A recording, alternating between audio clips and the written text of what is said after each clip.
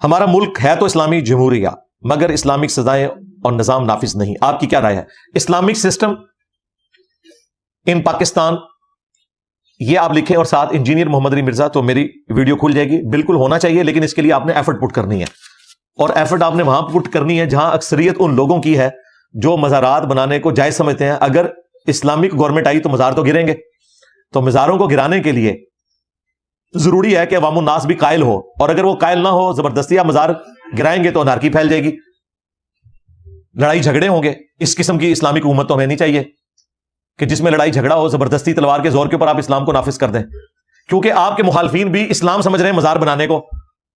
تو وہ آپ کے خلاف جہاد کریں گے،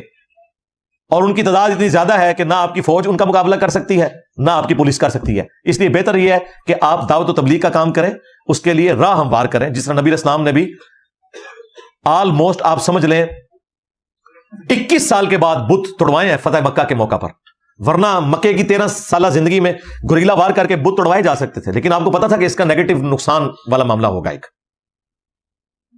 فتح مکہ کا انتظار کیا، تو آپ رائے عامہ ہموار کریں، لوگوں کو ایجوکیٹ کریں، وہی ہم کر رہے ہیں الحمدللہ۔ ہمارا ملک ہے تو اسلامی جمہوریہ، مگر اسلامک سزائیں اور نظام نافذ نہیں۔ آپ کی کیا رائے ہے؟ اسلامک سسٹم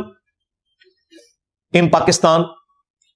یہ آپ لکھیں اور ساتھ انجینئر محمد علی مرزا تو میری ویڈیو کھل جائے گی۔ بالکل ہونا چاہیے، لیکن اس کے لیے آپ نے ایفرٹ پٹ کرنی ہے، اور ایفرٹ آپ نے وہاں پٹ کرنی ہے جہاں اکثریت ان لوگوں کی ہے جو مزارات بنانے کو جائز سمجھتے ہیں۔ اگر اسلامک گورنمنٹ آئی تو مزار تو گریں گے، تو مزاروں کو گرانے کے لیے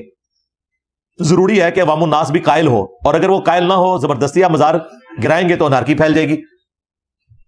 لڑائی جھگڑے ہوں گے۔ اس قسم کی اسلامک حکومت تو ہمیں نہیں چاہیے کہ جس میں لڑائی جھگڑا ہو، زبردستی تلوار کے زور کے اوپر آپ اسلام کو نافذ کر دیں، کیونکہ آپ کے مخالفین بھی اسلام سمجھ رہے ہیں مزار بنانے کو، تو وہ آپ کے خلاف جہاد کریں گے، اور ان کی تعداد اتنی زیادہ ہے کہ نہ آپ کی فوج ان کا مقابلہ کر سکتی ہے، نہ آپ کی پولیس کر سکتی ہے۔ اس لیے بہتر یہ ہے کہ آپ دعوت و تبلیغ کا کام کریں، اس کے لیے راہ ہموار کریں، جس طرح نبی اسلام نے بھی آلموسٹ آپ سمجھ لیں 21 سال کے بعد بت توڑوائے ہیں فتح مکہ کے موقع پر،